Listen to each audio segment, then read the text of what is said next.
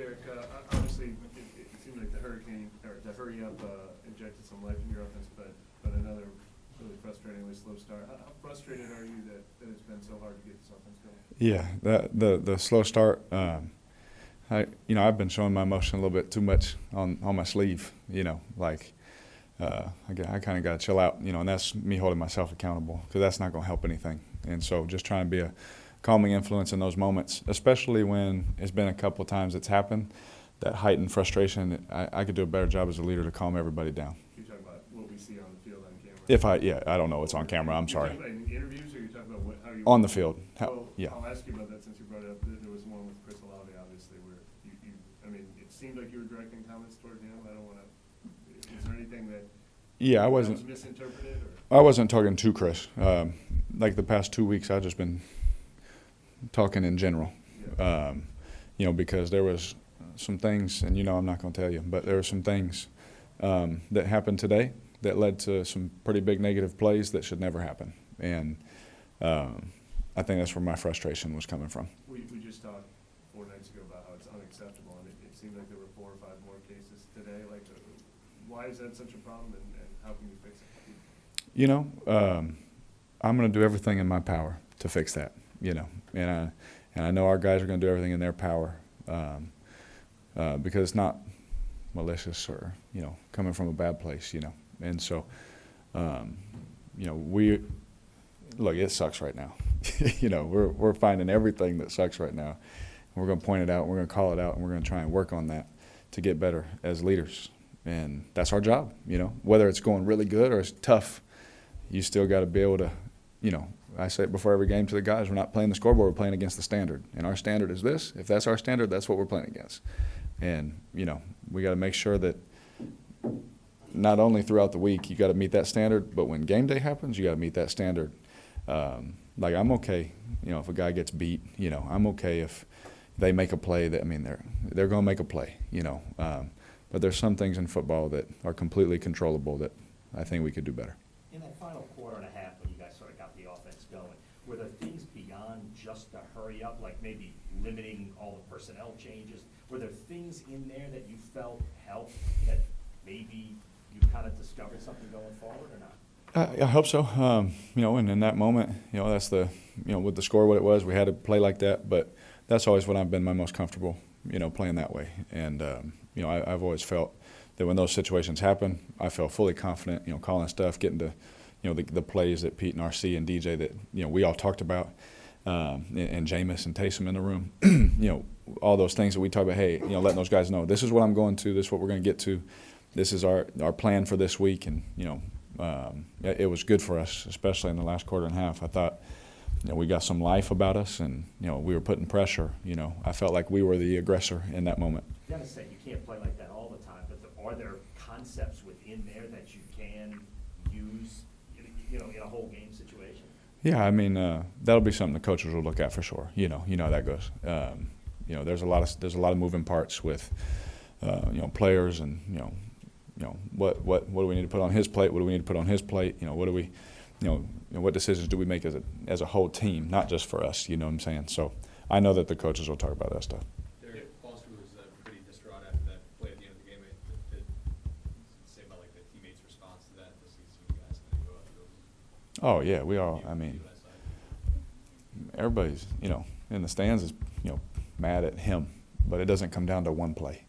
And so our job as brothers and as family, as teammates, is to go rally around him. I've been in that moment, where you miss a throw, or you throw a bad pick or something like that, and you feel like everybody hates you, And our job as teammates is, no matter what the situation is, good or bad, put your arm around them and keep them going, keep them pushing. And so to see our teammates react that way shows me that we have a good group, because I've seen in moments like that where everybody just starts pointing fingers at that one play, or if a kicker misses one at the end, they just point at him, and it's like, dude, there's 160 other plays that could have been changed, throughout throughout the game.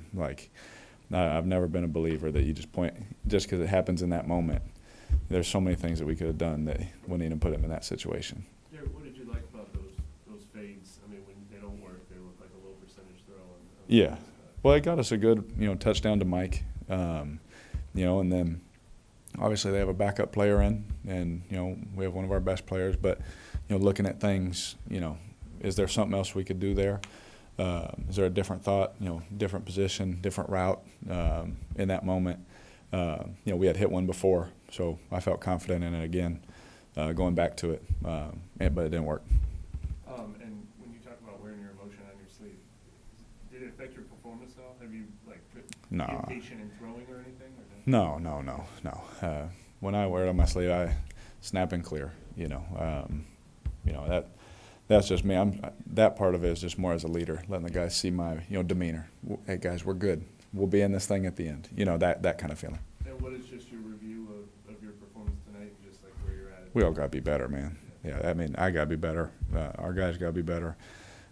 Coaches, you know, everybody. We're, you know, no matter what, like, you know, I thought we, as a whole team, did a great job of fighting back in the second half. But we're all going to look at that tape and be like, we could all play better. Yeah, anyone can go tomorrow, stop the tape on a bad performance or on a good performance and say, he should have done this or he should have done that. Like, you know, there's been games where I've thrown for, you know, 400 yards, and I'm like, dude, I really didn't play that good, you know. And there's times where you throw for 180 and you're like, I played really good. So and vice versa. You know, there's so many things that go into that besides just on a Monday stopping the clicker and saying, you know, it was this guy or that guy, you know. Your review of the offensive line today? I'm very proud of them. You know, that's a really good front. A lot of moving parts, new guys playing new spots. And with everything that some guys are dealing with, you know, that's a big, you know, that's a big ask for new guys to come in and play against those blitzes, that front, that scheme. And I thought that they did an outstanding job. I really did. And I'm sure that there's a few plays, you know, that they want back or whatever, but I'm really proud of them. Well, I mean, if he ever just stuck to that, you know, I think he's pretty good on defense, but if he ever just stuck to that, he'd be a really good fullback for sure. But, you know, we've seen his high school highlights at running back, and they're pretty impressive.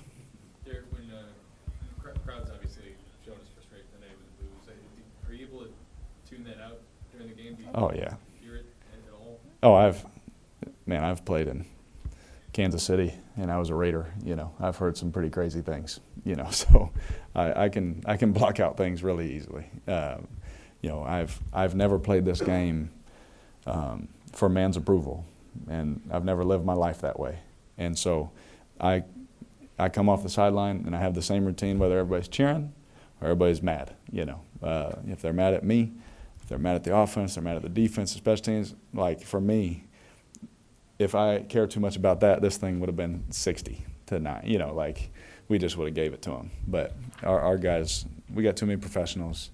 You understand their frustration, but at the same time, they're the same guys, same friends, same fans. They're going to cheer for you when you make a good play, you know. And so that to me it's never been really like a problem to me. Yeah, what would be your message to those frustrated fans? Oh, I think that we would join them in that, you know, because we're the ones out there doing it, you know, and you know, we want to give them a great product. You know, we want to give them wins. When I came here, I said, like, I really, and I mean, I want to win for our city. You know, I really fell in love with how everyone's treated my wife and my kids and myself, and the way that our team, you know, Ms. Benson, everybody, they deserve wins. They deserve to see a great product. You know, and I thought in the second half they started, you know, we were playing that way, coming back. They were in it. I mean, they deserve to feel that way. And so, you know, my message to them would be like, hopefully, you know, we get, you know, our stuff together and get it together quick and start to get on a run so they can enjoy some more moments.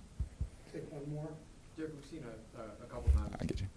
We've seen a couple times this season the kind of downfield shots on like third and manageables and things like that. Easy to kind of look at those from apart from it and criticize them. But is that a part of the goal in those situations, or is that just kind of what you can take in those moments? Yeah, sometimes that's a big question. I'm going to do my best. Like, it depends. Like, some teams, some players, some people, like, if it's third and whatever, other corners, they're going to play underneath and give you that. You know, you see things on film. You know, that's why you have some opportunities, you know. Other teams in certain situations, they're going to more give you that, and they don't want to give that up, you know, that we saw in previous games, right? And so, you know, we're doing our best to scheme those things up with what you see on film, what you expect, what your guys are good at. And then as players, we're doing our best job to execute exactly what we talked about. And so, there was a couple, even third downs today that, 3rd and 4, we throw in 3 yards, you got to go get, one, or, you want to run, we ran a couple, we picked those up. If those get tackled, the boos would have been crazy, But, for us, there's, we don't just show up on Thursday or on a Sunday and just play. There's so much studying and so much chess piece movements like that that go into it that we try and make the best decisions all the time. Yeah. Derek, how can you describe the energy on the offense after Michael Thomas's really big touchdown catch that he had in the second half? Well, I think you felt it from our sideline. You definitely felt it from the fans. You felt it from the sideline. It's good to see him make that play, especially after, last week we ended the game not hitting on one. And so, we saw an opportunity there. They gave us a good, look for it, and Mike did a great job of making an amazing catch. So it was nice to see that energy from our sideline and to see in the stadium, because I felt like in that moment there was no doubt we were going to win that game. Good. Thank you all. Thanks, guys. Yep. Thank you.